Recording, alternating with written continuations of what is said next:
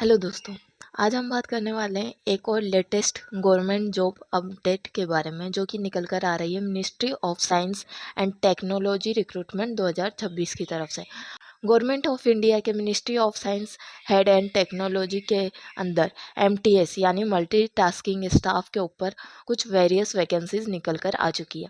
Group C की post है। All India की वैकेंसी है। मेल एंड फीमेल दोनों ही कैटेगरी के कैंडिडेट इसके लिए एलिजिबल हैं, दोनों ही अप्लाई कर सकते हैं।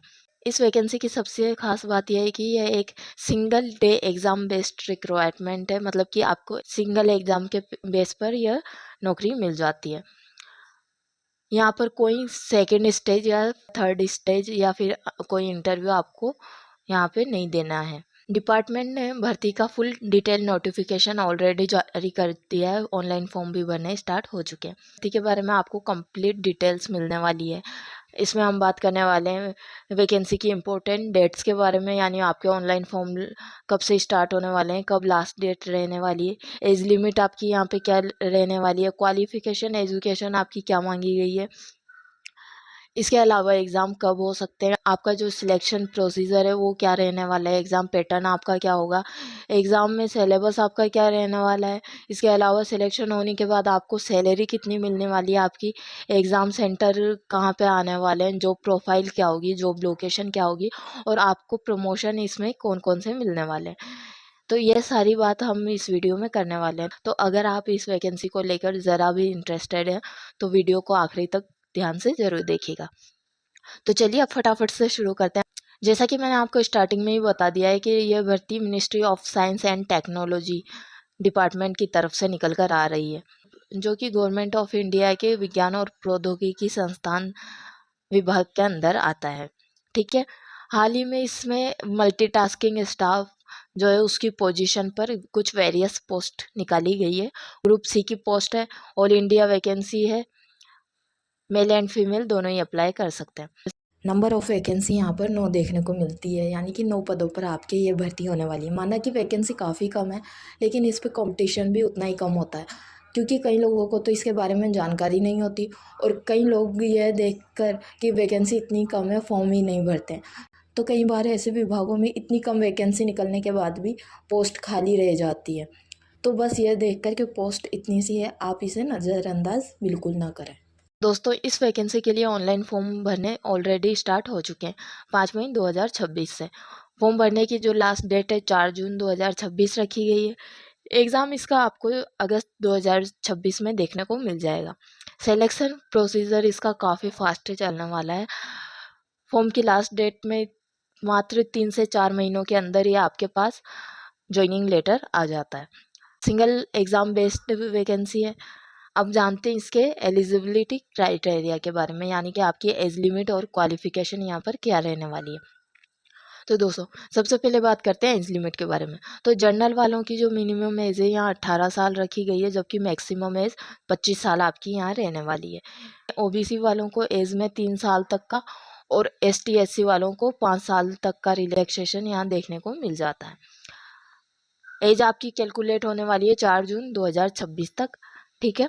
एजुकेशन क्वालिफिकेशन की बात करें तो ये आपकी बहुत ही सिंपल रहने वाली है, जो कि बाकी एमटीएस की पोस्टों में रहती है। आप अगर आपने 10वीं पास कर रखा है तो आप इसके लिए एलिजिबल हैं, आप फॉर्म भर सकते हैं।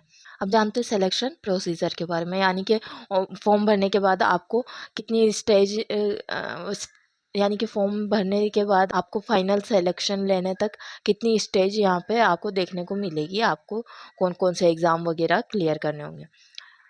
तो जैसा कि मैंने स्टार्टिंग में बताया, यह एक सिंगल एग्ज़ाम बेस्ड रिक्रूटमेंट है, यानी कि आपको ओनली एक एग्ज़ाम देना होगा। इसमें कोई सेकंड स्टेज या फिर इंटरव्यू नहीं होने वाला है आपका। आपको डायरेक्ट इसमें एक एग्ज़ाम के बाद सिलेक्शन देखने को मिल जाता है। अब बात करते हैं एग्ज़ाम पैटर्न के बारे में कि एग्ज़ाम में आपको कौन कौन से सब्जेक्ट आपको देखने को मिलेंगे। एग्ज़ाम पैटर्न के बारे में बात करें तो आपको यहाँ टोटल 4 सब्जेक्ट्स देखने को मिलेंगे। पहला सब्जेक्ट आपका रीजनिंग का रहने वाला है। 25 क्वेश्चन आपके होंगे, एक क्वेश्चन 3 नंबर का होगा, यानी टोटल 75 नंबर के आपके ये 25 क्वेश्चन रहने वाले हैं। सेकंड सब्जेक्ट जो है मैथमेटिक्स एबिलिटी का रहने वाला है। 25 क्वेश्चन, वही एक क्वेश्चन 3 नंबर का आपका यहाँ होगा। थर्ड सब्जेक्ट आपका जनरल अवेयरनेस होगा। 50 क्वेश्चन आएंगे 150 नंबर के, वही एक क्वेश्चन 3 नंबर का। फोर्थ सब्जेक्ट आपका होगा इंग्लिश लैंग्वेज का, इसके भी 50 क्वेश्चन आएंगे और 150 नंबर का ये सेक्शन आपका रहने वाला है। इंग्लिश लैंग्वेज का बेसिक का पूरा पोर्शन आपको यहाँ कवर करना होगा, लेकिन इस एग्ज़ाम में आपको फोकस करना होगा वोकेबलरी पर, क्योंकि 18 से 20 क्वेश्चन आपको यहाँ वोकेबलरी के देखने को मिल जाएंगे। एक क्वेश्चन 3 नंबर का होगा, यानी कि पूरा पेपर आपका 450 नंबर का यहाँ रहने वाला है। 120 मिनट यानी 2 घंटे का टाइम आपको यहाँ मिलने वाला है। 1 नंबर की नेगेटिव मार्किंग आपको यहाँ देखने को मिलेगी, यानी अगर आपने एक क्वेश्चन गलत किया तो आपका 1 नंबर काट लिया जाएगा, और अगर आप एक क्वेश्चन सही करते हैं तो आपको 3 नंबर दिया जाएगा। ना कोई स्किल टेस्ट होगा, ना ही इंटरव्यू होगा, कोई सेकेंड स्टेज यहाँ नहीं है, ठीक है। फाइनल मेरिट की बात करें तो फाइनल मेरिट आपकी कैटेगरी के बेस पर बनती है। जनरल की अलग होगी, ओबीसी, एसटी, एससी, ईडब्ल्यूएस सभी की अलग अलग कट ऑफ यहाँ पे रहने वाली है। अगर आप उस कट ऑफ को क्वालिफाई कर लेते हो तो आपको फाइनल सिलेक्शन इसमें मिल जाता है। एग्ज़ाम का सिलेबस देखें तो आपको स्क्रीन पर दिख रहा है, ये आपके एग्ज़ाम का सिलेबस रहने वाला है, आप इसका स्क्रीनशॉट ले सकते हैं। इंग्लिश लैंग्वेज का बेसिक का पूरा पोर्शन आपको यहाँ कवर करना होगा, लेकिन इस एग्ज़ाम में आपको फोकस करना होगा वोकेबलरी पर, क्योंकि 18 से 20 क्वेश्चन आपको यहाँ वोकेबलरी के देखने को मिल जाएंगे। इसके साथ ही आपको एक पैसेज भी देखने को मिलेगा, कॉम्प्रिहेंशन पैसेज होता है, जो कि लगभग आपका 10 नंबर का ये रहने वाला है। तो अब बात करते हैं सैलरी स्ट्रक्चर के बारे में, यानी कि फाइनल सिलेक्शन मिलने के बाद जब आप इसे ज्वाइन कर लेते हैं तो फिर आपको यहाँ पे कितनी सैलरी मिलने वाली है।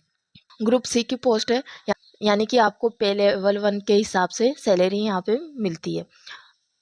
सिलेक्शन के बाद आपको इस पोस्ट के ऊपर 34,000 रुपये महीने की तनख्वाह मिलने वाली है, 34,000 रुपये पर मंथ। इसके बाद आपको हर साल सैलरी में अच्छा खासा इंक्रीमेंट भी देखने को मिलता है, मतलब आपकी सैलरी हर साल बढ़ती रहती है। फाइनल सैलरी जो आपकी है लगभग 94-95 हज़ार के आसपास यहाँ पे हो जाती है।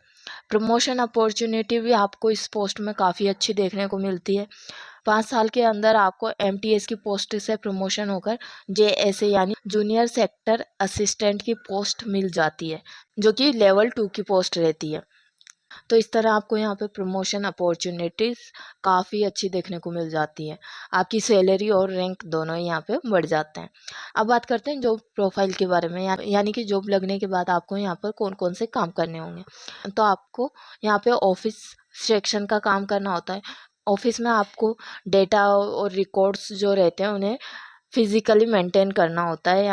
इसके साथ ही आपको छोटे मोटे कंप्यूटर के जो बेसिक काम होते हैं वो आपको करने होते हैं, फ़ोटोकॉपी वगैरह निकालना या कोई प्रिंट आउट निकालना, या कंप्यूटर का कोई छोटा मोटी फाइल डाटा वगैरह जो मैनेज करना, यहाँ आपका काम रहता है।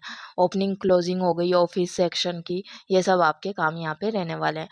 इसके अलावा ऑफिस के अंदर जो हायर अथॉरिटीज़ होती है, जो स्टाफ होता है आपके ऊपर के जो स्टाफ रहते हैं उनको आपको असिस्ट करना होता है, ठीक है।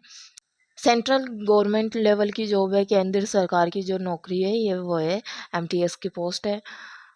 आज वाले आपका एमटीएस में सिलेक्शन हो रहा है, ग्रुप सी की पोस्ट में हो रहा है, लेकिन 5 साल बाद आप असिस्टेंट की पोस्ट पर आराम से पहुंच जाते हैं, और जो है ग्रुप बी की पोस्ट आपको मिल जाती है। फॉर्म फीस की बात करें तो जनरल, ओबीसी और ईडब्ल्यूएस कैटेगरी वालों के लिए 500 रुपये फॉर्म फीस रखी गई है। वहीं एससी एसटी फीमेल के लिए यहाँ पर कोई फॉर्म फीस नहीं रहने वाली है। फॉर्म भरने की लास्ट डेट आपको पहले ही बता दी है मैंने, 4 जून रहने वाली है।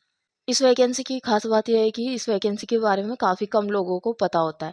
एसएससी वगैरह की एमटीएस की जो पोस्ट रहती है उसके लिए काफ़ी अच्छा कंपटीशन देखने को मिलता है, लेकिन इस तरह के जो वेरियस डिपार्टमेंट होते हैं गवर्नमेंट ऑफ इंडिया के, उनके बारे में बहुत ही कम लोगों को जानकारी होती है। तो इस तरह की वैकेंसीज में काफ़ी कम कंपटीशन देखने को मिलता है। कंपटीशन कम होगा तो एग्ज़ाम की कट ऑफ भी कम जाती है, तो एग्ज़ाम को आप इजीली क्वालिफाई कर जाते हैं। अगर आप थोड़ी सी भी मेहनत करते हैं तो आपका सिलेक्शन पक्का हो जाता है। वीडियो अच्छी लगी हो तो लाइक करें, दोस्तों के साथ शेयर करें, और ऐसी वैकेंसी अपडेट पाने के लिए हमारे चैनल को फॉलो कर लें, क्योंकि इस चैनल पर आपको गवर्नमेंट ऑफ इंडिया के वेरियस डिपार्टमेंट से निकली हुई हर भर्ती के बारे में पूरी डिटेल में जानकारी देखने को मिलती है, जो कि आपको किसी भी चैनल पर देखने को नहीं मिलेगी। इसमें हम डिटेल से सारी जानकारी सही सही आपको उपलब्ध कराते हैं। तो मिलते हैं नेक्स्ट वीडियो में, जब तक के लिए धन्यवाद।